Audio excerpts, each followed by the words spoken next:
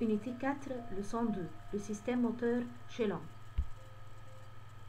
Et le système moteur, c'est le système qui est responsable du mouvement. Et le mouvement, c'est le pouvoir de l'être vivant à changer sa place dans le milieu où il vit. Le mouvement, c'est une des propriétés qui caractérise l'être vivant de la matière inerte. Et l'importance du mouvement, c'est le bénéfice d'un profit.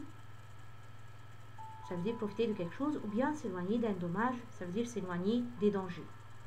Les appareils qui participent dans le mouvement, ce sont le squelette, ça veut dire les os du corps, l'appareil musculaire, ça veut dire les muscles, et l'appareil nerveux qui organise et coordonne le style du mouvement désiré.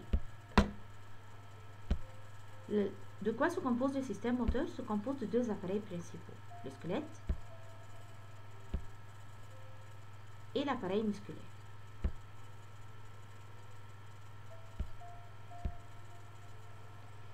Le squelette se compose de squelette axial qui est au centre et le squelette périphérique. Le squelette axial se compose de trois parties qui sont le crâne, la colonne vertébrale et la cage thoracique. Le crâne est une boîte osseuse contenant des cavités, ça veut dire des places vides pour les yeux, le nez, l'oreille et la bouche. Son rôle, c'est protéger le cerveau qui existe dedans. La colonne vertébrale se compose de 33 vertèbres séparées par des cartilages. Entre chaque vertèbre et l'autre, il y a des cartilages. Le rôle des cartilages, c'est d'empêcher le frottement entre les vertèbres, l'une contre l'autre. Le rôle de la colonne vertébrale, c'est permettre au corps de se plier dans les différentes directions. Ça veut dire pouvoir se plier en avant, en arrière, à côté, dans les différentes directions. Deuxième rôle, c'est protéger la moelle épinière qui existe dans la colonne vertébrale. La cage thoracique se compose de 12 paires de côtes. 12 paires, ça veut dire 12 de chaque côté.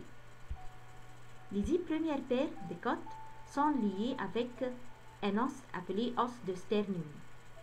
Et les deux autres paires sont libres. Le rôle de la cage thoracique, protéger les poumons, parce qu'il y a ici le poumon et le cœur dedans. Alors son rôle, c'est protéger les poumons et le cœur qui existent dedans. Et deuxièmement, aide dans les opérations d'inspiration et d'expiration. Le squelette périphérique se compose de deux choses. Os de deux membres supérieurs et os de deux membres inférieurs.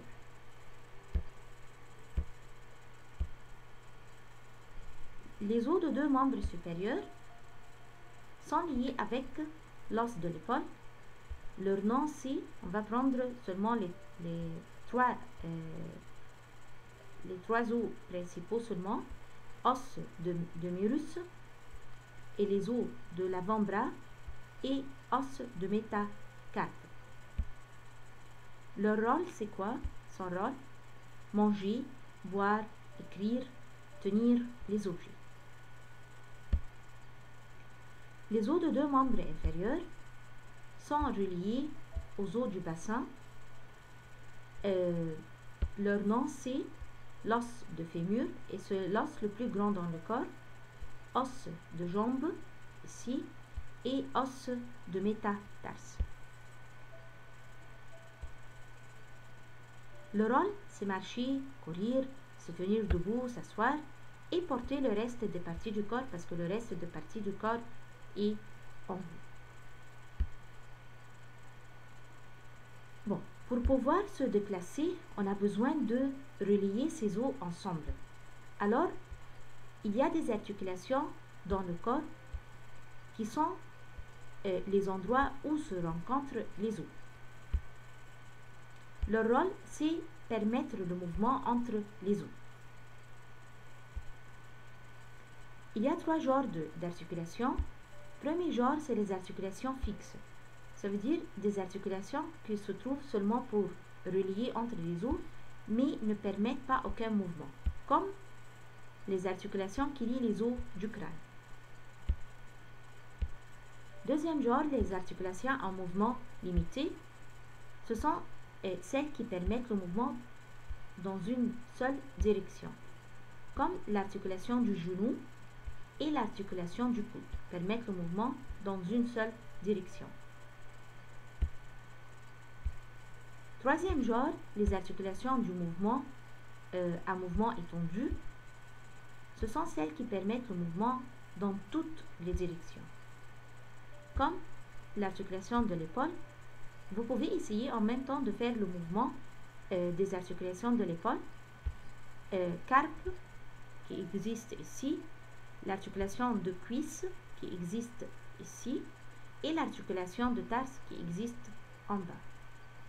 Leur mouvement est dans toutes les directions, ça veut dire un mouvement étendu.